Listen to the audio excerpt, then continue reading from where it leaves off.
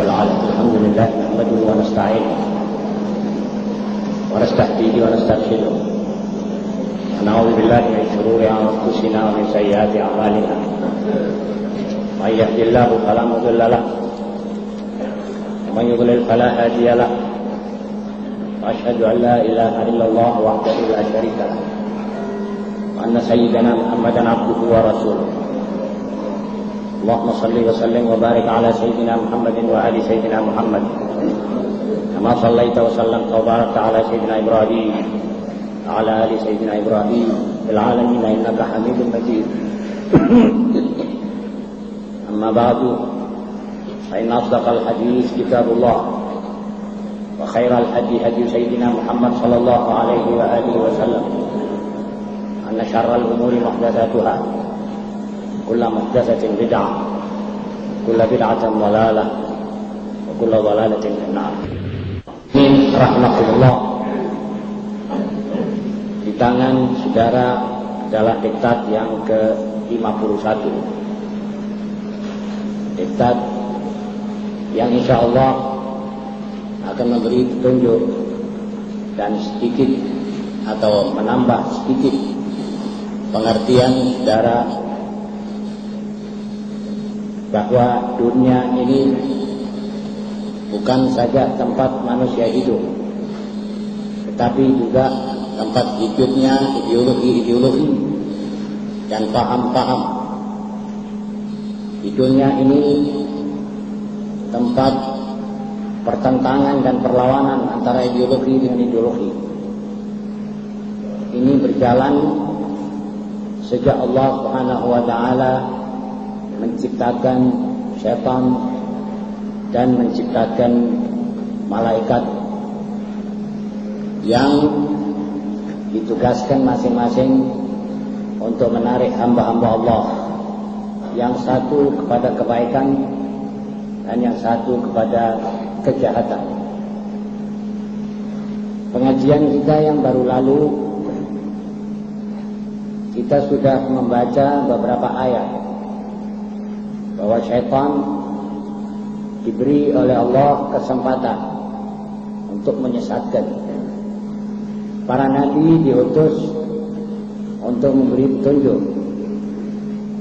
Kedua-duanya tidak diberi hak dan kekuatan atau kekuasaan untuk memberi petunjuk kepada seseorang atau menyesatkan seseorang. Itu nanti urusannya di tangan Allah. Wa ma kana li 'alaikum min sultanin illa an da'awtukum fastajabtum li. Fala talumuni wa lumu anfusakum. Kata setan di hari kiamat kepada manusia-manusia yang telah disesatkan, para manusia, sebenarnya aku tidak ada kekuatan apa-apa untuk menyesatkan kamu. Namun aku ajak kamu ke jalan yang tidak baik, lalu kamu turun aku. Maka salahkan dirimu, jangan menyalahkan aku. Begini dalam ayat yang kita baca pada majelis yang lalu. Para rasul pun telah diberi oleh Allah pengetahuan kamu tidak bisa menghidayakan orang atau menyesatkan orang. Innaka la tahdi man ahbabt walakin Allah yahdi man yasha. Jadi saudara-saudara sudah jelas bahwa yang menyesatkan banyak dan yang mencari jalan untuk memberi petunjuk supaya Allah memberi petunjuk juga banyak.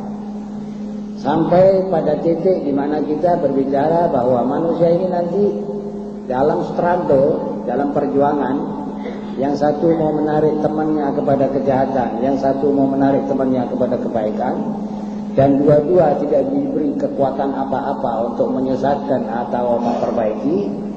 Itu nanti kemenangan terakhir di tangan manusia-manusia muslim. Sebab apa?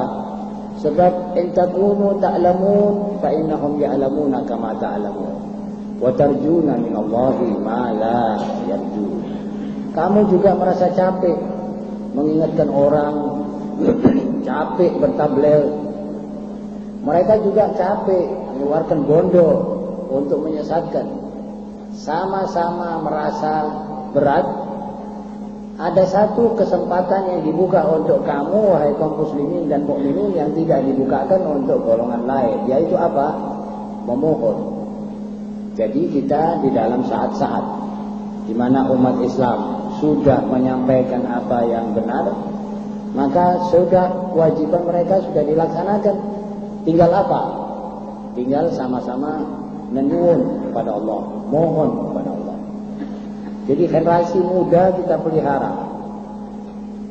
Pihak lawan ingin menyesatkan ini generasi muda supaya jadi loyo dan tidak bisa terpakai. Ini perjuangan. Lalu kita bagaimana? Kita pacu terus generasi muda ini ke depan supaya maju kemana? Ke Shiratal Mustaqim, kepimpinan Rasulullah SAW. Nanti syaitan akan berdiri di tengah jalan dengan api dan besi dan macam-macam supaya merintangi ini pemuda dan pemudi jalan ke jalan Shiratal Mustaqim. Kita lantas mohon kepada Allah, ya Allah, singkirkan aral-aral yang melintang ini. Itu ciri khas umat Islam. Itu tabiatnya seorang muslim. Sebab tidak ada paksaan. Karena itu saudara-saudara, dalam kita mengaji Islam dan skop-skop Islam dan doktrina Islam ini, kita nanti terpaksa akan menyatakan yang segala yang benar yang dibacakan yang di dalam Quran dan hadis. Saya harap saya dengan demikian ini tidak menyebabkan kekacauan di dalam kota Bangil. Saya harap saya dengan demikian tidak membuat suatu keresahan. Orang lain tidak usah menuduh yang tidak-tidak. Saya tetap mengaji, bicara tentang apa yang saya tahu.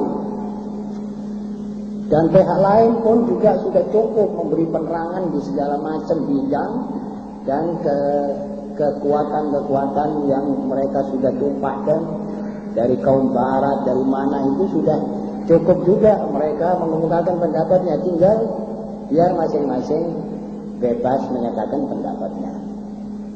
Saya tertarik sekali dengan ucapan Bapak Wakil Presiden yang mengatakan bahwa jangan semua orang bicara agak berlainan dengan yang dimaksud oleh penguasa lalu dianggap ini mau kudeta, mau jangan. Ini satu hati nurani rakyat ini juga harus didengar. Lalu kita kalau tidak mengeluarkan isi hati kan tidak baik. Sebagai muslim harus menyatakan ini yang benar. Tinggal nanti biar rakyat pilih. Jelas saudara-saudara? Jadi dunia tempat perjuangan. Dan setelah kita mengetahui dengan pasti bahwa Allah sendiri yang akan memberi petunjuk, kita harus terus memacu ini umat kepada akhlak yang baik, pada tingkat pengertian yang luhur, tinggi. Jadi dalam diktat ini saya sebut siapa lawan-lawan Islam. Wajar sekali kalau orang yang berjuang mengetahui siapa lawannya, itu sudah wajar. Kalau Islam dijadikan lawan oleh kaum Yahudi misalnya, itu wajar. Jadi dia nanti mengajar kepada anak-anaknya, hei anak-anak Yahudi, musuh-musuh yang paling buyutan itu Islam. Ya sudah jelas begitu isi ajaran mereka. Walaupun saudara tidak dengar, tapi kenyataannya begitulah. Jadi mereka hasil generasi yang mereka cetak ini adalah generasi yang paling memusuhi Islam dan umatnya. Lah kita mengatakan bahwa di dalam Quran ini musuh-musuhmu. Kita juga mesti kasih tahu kenapa ayat ini mesti kita langkai. Ayat tidak bisa dilompati, ada ayatnya.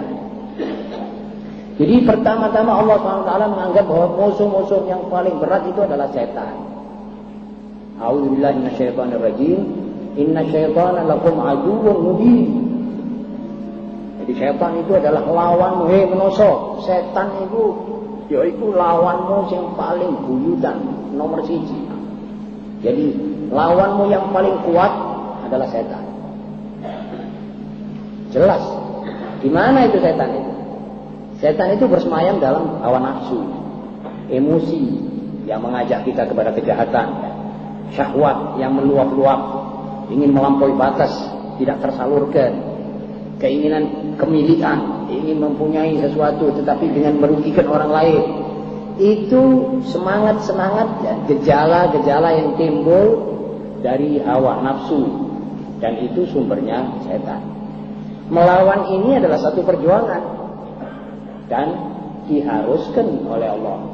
Jadi menurut firman Allah, kalau kamu tidak jadikan hawa nafsumu ini sebagai lawan yang kamu harus sebagai musuh yang harus kamu lawan, maka dia akan menumpas kamu. Inna syaitana lakum aduwwun fattakhiduhu aduwwa. Jadikan dia musuhmu. Baru nanti ada semangat perlawanan. Kalau tidak ada musuh, tidak ada perlawanan. Harus menyerah. Kalau menyerah pada hawa nafsu, nanti jadi umat meretai, habis, dan dimakan oleh hawa nafsu, dimakan oleh emosi, dimakan oleh keinginan-keinginan jahat, waliyadillah. Jadi begitulah isi dalam Al-Quran. Lantas Allah Taala berfirman dalam Al-Quran, la tajidanna, Muhammad, engkau akan menjumpai orang yang paling benci kepada Islam dan kepada orang-orang yang beriman adalah Yahudi. La tajidanna asyaddan nas adawatan lil ladzina amanu al-yahud. Jadi umat Islam mengetahui bahwa kalau itu Yahudi ini lawannya dan lawan tiap orang yang beragama, tiap orang yang beriman kepada Allah. Pada saat-saat tertentu mereka juga memusuhi kaum Kristen, kaum pengikut Nabi Allah Isa alaihissalam. Nanti saya akan ceritakan dalam bab sekularisme. Dari mana timbulnya?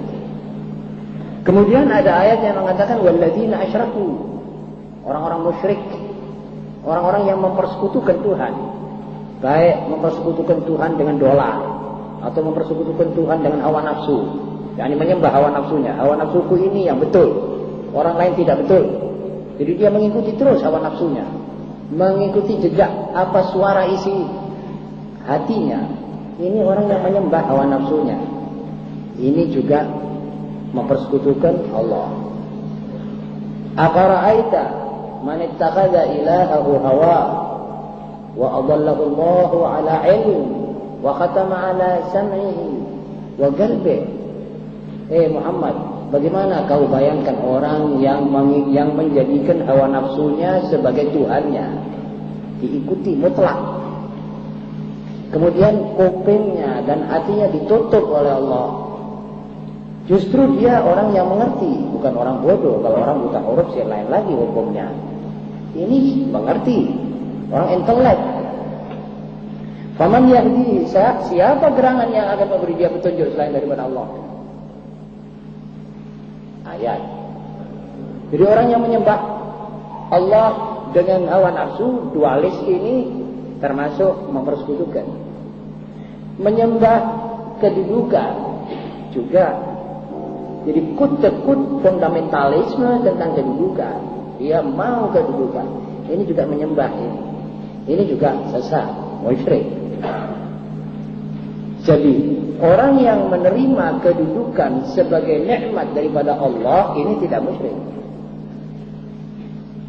Jadi kita lihat saja nilainya, hasilnya itu juga bisa bernapaskan apa mentalitasnya yang berkedudukan. Orang yang cinta kepada istrinya lebih dari mesti, mengikuti istrinya tanpa reserve, ini menyembah istri, ini musyrik. Jadi golongan musyrik ini banyak, kaum dualis. Dan biasanya orang-orang begini tidak senang pada Islam, tidak senang pada agama yang murni, tidak senang pada agama yang membebaskan manusia daripada syirik-syirik begini ini. Kalau syirik menyembah reco itu sekarang saya kira sudah sedikit sekali, sudah tidak sampai 0,1%. Yang nyembah reco betul, watu disembah itu sudah tidak ada. Zaman entah ya kalau di tengah-tengah Kalimantan Barat orang masih animis apa. Tapi kalau di negeri-negeri yang sudah beradab modern, penyembahan reca itu sudah berkurang. Tetapi yang penyembahan-penyembahan ini tadi, ini arca-arca baru dan menyembah akal. Ini yang paling berbahaya. Mendewakan akalnya, melupakan yang memberikan akal itu. mensuperiorkan hasil akaliah, hasil ilmiah, tanpa memperhitungkan yang lain. Kalau saudara sebutkan agama, wahyu, itu zaman dulu manusia masih primitif. Sekarang tidak perlu agama, sudah ada akal. Saudara-saudara, ini namanya kaum musyrikin. Walladzina asyraku satajiduhum ya Muhammad asyaddan nasi adawatan. Orang-orang yang musyrik ini nanti engkau jumpai mereka paling sengit membenci Islam dan umatnya. Jadi lawan. Nah kalau lawan dibiarkan, tidak dilawan, ya buyar Islam ini. Jadi diwajibkan ada perlawanan. Perlawanan itu ideologi dengan ideologi. La ikraha fid-din, tidak ada kekerasan, tidak perlu. Kita tidak perlu. Kalau mereka nanti yang perlu masih memakai kekerasan. Kalau umat Islam tidak pernah perlu memakai itu. Di mana-mana saudara buka sejarah. Umat Islam tidak ngawiti. Umat Islam yang dikerasi. Seperti beberapa tempat di Eropa, umat Islam dipaksakan untuk masuk agama lain dengan kekerasan senjata. Dan dengan cara-cara yang licik juga mereka berbuat macam-macam.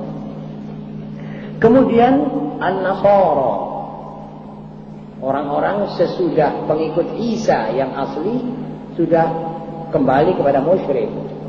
Musyrik juga asyaddan nasi adawatan. Ini Quran. Dan karena ini ada di dalam Quran, maka ini harus kita kaji supaya kita tahu saja.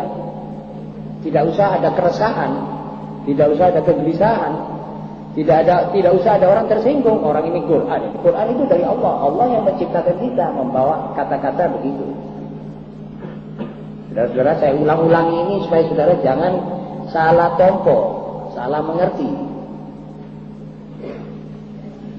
Kita juga bisa ngaji Quran tetapi melalui hukum fikih, misalnya bagaimana hukum puasa, bagaimana haid, bagaimana nifas, bagaimana tolak, rujuk itu ada. Tetapi ini juga ada. Itu sudah dikaji di tempat ini, dikaji di tempat lain, tidak apa-apa. Itu Islam. Saudara-saudara, karena kaum muslimin di antara abad ke-17 sampai abad ke-20 sekarang ini sering melupakan alfabetnya, alif, ba, ta-nya, apa yang tersebut di sini, di dalam diktat ini, lantas bermacam-macam terjadi hal-hal yang merugikan mereka sendiri. Sebab mereka lupa bahwa ini ada lawan, ada kawan dalam perjuangan. Sampai mereka keblinger. Keblinger itu kalau cara Indonesianya berlarut-larut dalam kesalahan. Sampai lama-lama menganggap kawannya sebagai lawan. Keliru ini. Saudara, kalau berasa atau tidak berasa, saya tidak maido ya. Saya tidak berhak maido saudara. Tapi jelas kaum muslimin di mana-mana merasakan kadang-kadang keliru. Lawan malah bisa jadi kawan. Dan kawan bisa jadi lawan. Kalau saudara bilang ada permusuhan, wah itu di sana itu bagaimana? Ustaz di sana itu ada cekcokan antara apa? Antara NU dan Muhammadiyah. Inna lillahi wa inna ilaihi raji'un. Keliru. Ini orang yang tidak mengaji dalam. Kalau begitu siapa lawan, siapa kawan? Kalau cuma masalah sana tidak mau kunut, sini tidak mau talqin, situ tidak mau tahlil, masalah sepele sekali itu. Sebab prinsip masih satu. Karena itu tidak boleh ada keretakan di dalam satu tubuh ini. Gitu. Masalah mereka salah menafsirkan ayat dalam tafsiran-tafsiran yang dhonni. Itu saya kira masalahnya tidak seberapa. Tapi kalau sudah orang muslim rangkul-rangkulan dengan Yahudi, ini berbahaya. Sebab Yahudi tidak akan diam. Yahudi itu diendoktrinir sejak bayi. Lawanmu adalah Muhammad dan pengikut Muhammad sallallahu alaihi wasallam. Tapi kita jalan keliru. Kekeliruan ini lantas menyebabkan hidupnya kita ini protolan, tidak koheren, tidak ceket